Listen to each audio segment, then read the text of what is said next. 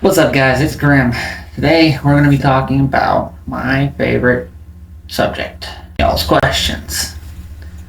We're going to be addressing the most common questions I get. We're going to be talking about my recommendations for EDC, my recommendations for first-time gun owners and their caliber questions, their handgun questions, all those types of things. We're going to delve real deep into that today. So, stand by. Let's go.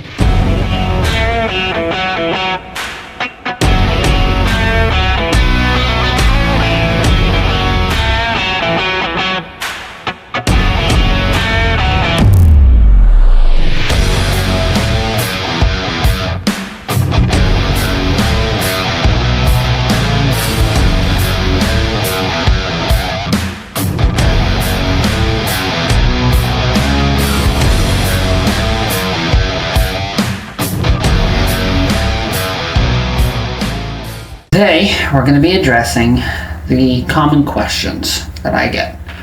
Some of the most common questions are, well, what's a good handgun for me to start carrying if I've never carried anything before?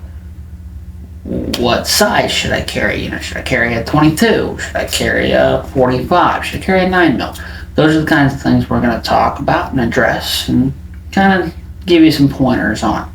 Now, I will not give you the answer, because there is no singular answer. I'm going to give you what I carry, I'm going to give you some information, and I'm going to give you recommendations on what you should do. And I'm going to give you recommendations on training and other aspects that are associated with deciding your first handgun and whether you're going to go concealed carry, open carry, and what caliber you want. So without further ado, let's go ahead and dive on in. First things first, the most common question I have is, well, what's a good self-defense round? Because we all know why we're carrying a concealed carry. We want to feel safe when we go out. We want to be able to protect our family, our loved ones, and ourselves should the need arise. Should that need arise, you want to be able to make sure you're confident. So, should you carry a 22? Should you carry a 9mm? Should you carry a 40, 45, 38, 380, 50 cal? Honestly, it's up to you. Now, I know there's a lot of argument out there about whether 22 is a sufficient self-defense round. The answer to that one is, it's better than nothing. I would not pick that over my other calibers, but that's me personally. But that's just because it's a dirty round, and a lot of the times it's cheaply made. Okay, but if you get good quality 22 LR, you could use it. I would not pick it over my 9mm or my 45 or my 45 long Colt or even my 380. I'd pick my 380 first. But again, that's personal.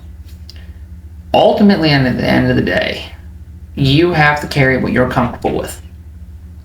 So if you can only carry a 22 because that's all you're capable of maintaining control with whenever you're putting rounds down range, I would rather someone who trained for 100 or 1,000 hours on a 22 and carries that religiously, has been training for a year, 6 months a year, 2 years, 10 years on that weapon, than have the guy that went to insert sporting goods store name here near you and bought their first 45 or first 9mm and hasn't put a single round through it, but decided, oh, I'm going to go ahead and put this on my hip and just walk through Walmart.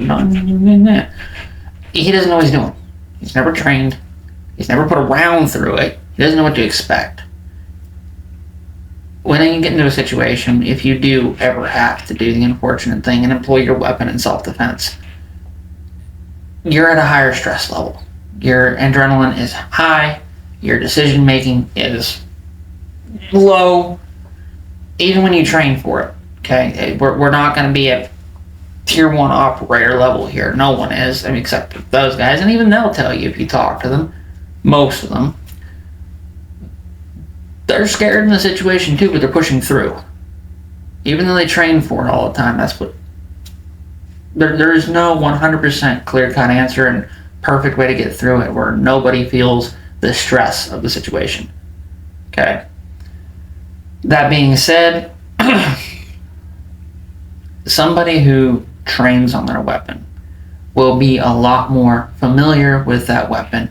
They won't second guess it. They won't get scared by it.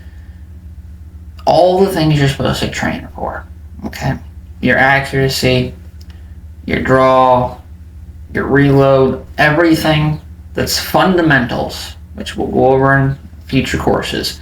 Fundamentals of self-defense, pulling and shooting, rounds on target, among other target training. They're all the baseline understanding and baseline principles that will help you use it if you should need to. So yes, you can use a .22 for self-defense. Again, not my personal preference, but I would rather somebody carry that and be confident with that than try to carry something they're not confident with, or carry nothing at all. Okay? Nothing at all is worse than that.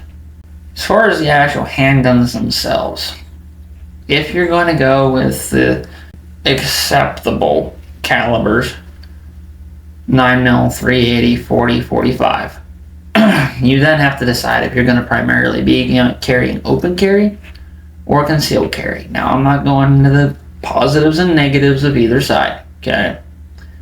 But what I will say is that no matter which one you're doing, take into account the weight of the weapon. A lighter weapon for concealed carry is going to be much better than a heavier weapon that you normally open carry. For example, I would not try to conceal carry my 45 long Colt. I could, not gonna. Okay? Especially since I appendix carry. That wouldn't be turning some heads. But there are certain positives and negatives to both. And one of the things you need to keep in mind is the weight.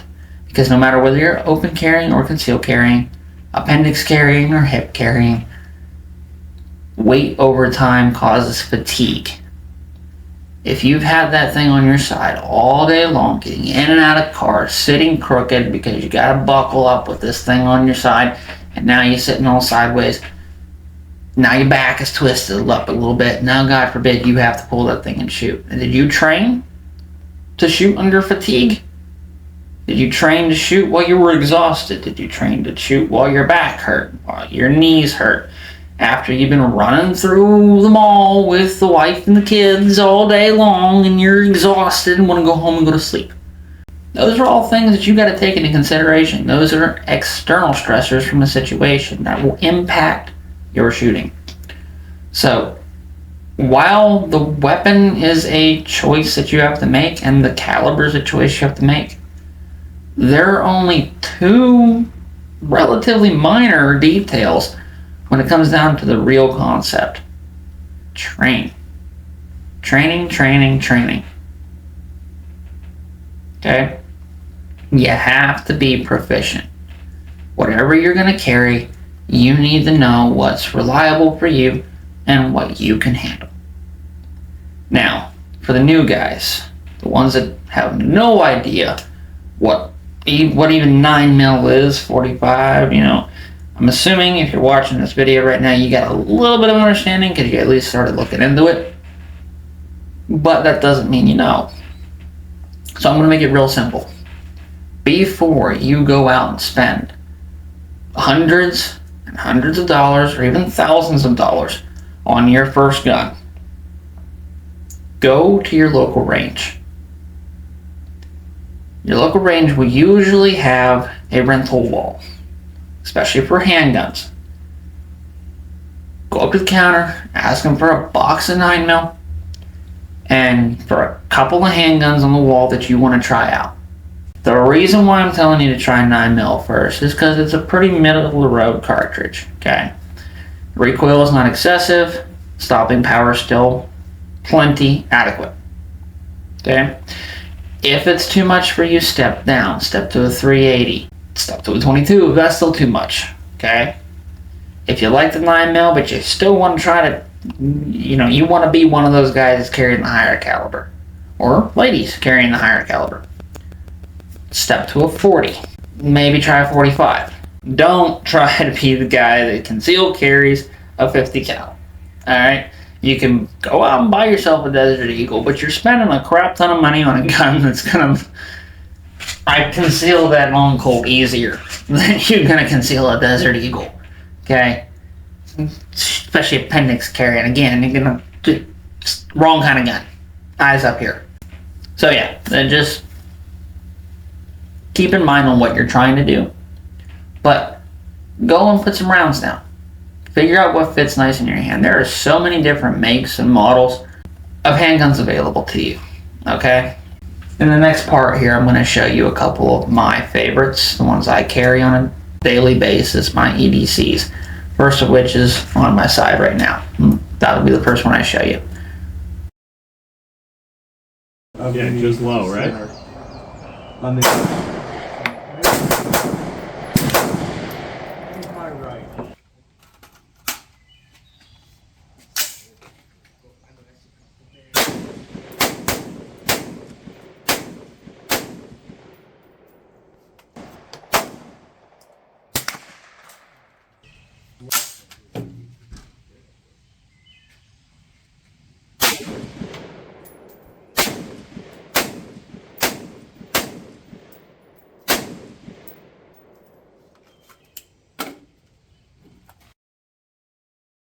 This is a segment where we're going to talk about the calibers that I carry intermittently. My current EDC is my 9mm. As you can see, unloaded. This is a Shadow Systems CR920. It's based off the Glock 48 platform. Features a narrow hand, lighter weight design, and it's in a subcompact. Okay? Even with the mag fully loaded, this thing on my side or in my appendix, because I am able to carry this thing all day long throughout everything I do, including the many different training events that I do. And it minimizes the fatigue out of a lot of different weapons that I've carried. This 9mm weighs less than the 380 I'm going to show you here in a minute. I prefer this one right now. Now the drawback is this is a pricey gun. Okay? This model was $1,000. Very expensive, right? That's a lot to drop on your first handgun, especially if you don't know if you're going to be able to fire a 9mm. That's why I'm recommending you go down to the range and get some experience first. Okay? Try different ones out. That's just the 9mm that I like. And I have another 9mm up there. I have the Smith & Wesson M&P right there. Okay? I still prefer this one. This is my personal EDC right now. I do have another EDC that if I decide I want to carry just strictly open, I mean, I could conceal this one, but again, it's on the larger side. I don't really want to conceal it. If you know what I mean when I use the term back-to-back World War champs, you're gonna know which gun I'm getting ready to introduce. And no, that's not why I like it. I like it because I like the design, and I like it because it's chambered in 45, so it's a larger caliber. I like 45. I'm also a fan of 9mm. These days, comparing the two, with the improvements they've made in 9mm cartridges, they're basically gonna hit the same. The only difference is that the 9mm is lighter, so I can carry more of it with me, and it doesn't add to the weight of the weapon. Now this weapon will increase my fatigue if I wear it all day long. But I don't usually wear this one out unless I'm going to be out for a short period of time, or I'm going to be doing something that I know I would need that extra oomph for if I would need to draw my weapon. Namely, I wouldn't carry my 9mm if I was going out in the woods by my area, because a 9mm's not gonna be as effective of putting down a grizzly bear if I have to. 45 might. Now, I can sit here and keep talking about this all day, but I'm just going to go ahead and show you again the 1911. This one is by Para Ordnance, which I know they don't exist anymore. I know it's sad, but they still made a good weapon while they were around. Not hard to do when you're just making a 1911. They're all pretty darn good. The reason why one of these is one of my favorite weapons that I own is because this is one of the safest ones that I actually own. I don't have to worry necessarily about negligent discharge or accidental discharge with this one, because it features a hammer that has to be cocked all the way to the rear before a round can be fired. It also has a palm safety, dovetail safety. So you actually have to be squeezing the handle here in order to get it to fire. And then it also features a slide safety. So it comes with 3 distinct safety features equipped to this weapon.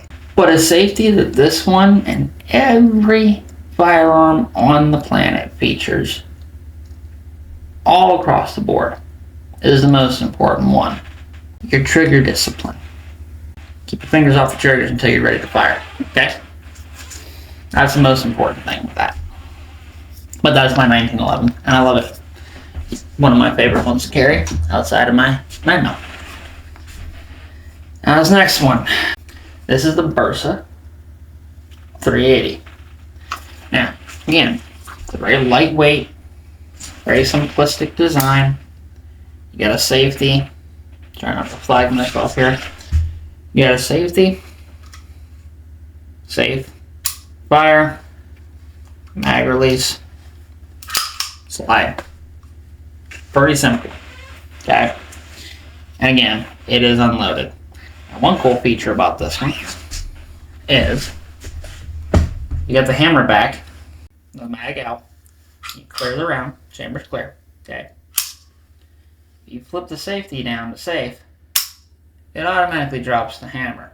It will not do that if a round's in. So you do not have to worry about it discharging a round if you put the safety on. All these are good options for me for everyday carry. And like I said, ultimately it's up to you to decide what you want to carry. The biggest takeaways that you should get from this is carry what you're comfortable with. Don't be afraid to exceed your comfort zone for exploration as far as things you'd like to fire, things you like to own. But as far as what you're going to rely on in an everyday situation, rock your comfort zone. What can you control? What can you guarantee? Number 2, training. Train. Find someone in your area to do training. Obviously, I do training. Of course, I want you to come to me for training. But at the end of the day, I would rather you go to someone nearby you if that's what you can afford and get the training that you need and be safe and confident in your abilities when you're carrying one around. Rather than, oh yeah, I know what I'm doing and I've put 2 mags worth of ammo down at the range 3 years ago and haven't cleaned my weapon since. First of all, clean weapons. Every time you fire your weapon, clean it.